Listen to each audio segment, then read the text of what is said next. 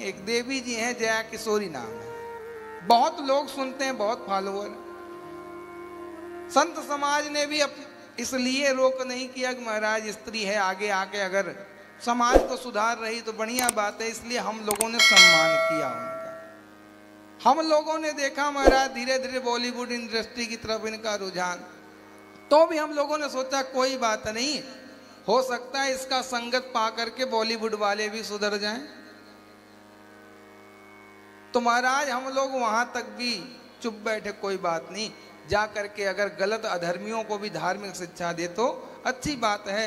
सठ सुधरई सत्संगत पाई, हो सकता है ये सठ जो दैत्य हैं ये सत्संग पा करके सुधर जाएंगे। लेकिन महाराज हुआ क्या, उल्टा हो गया। यानी सठ के संगत में आने के बाद इनकी बुद्धि फिर गई और शास्त्रों को भी इन्होंने झूठा कहने लग गई। झूठा क्या कही कि महाराज आज के समय में रजस्वला धर्म हर स्त्री को पता है।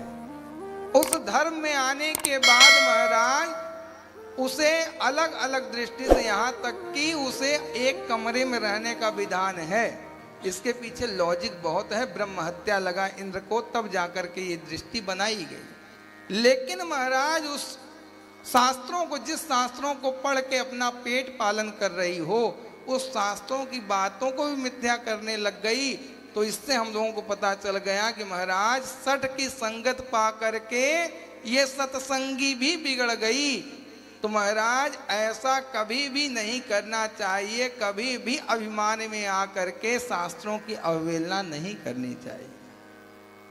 ये तो हर स्त्री को पता है किसे गुमराह कर रही है, किसे।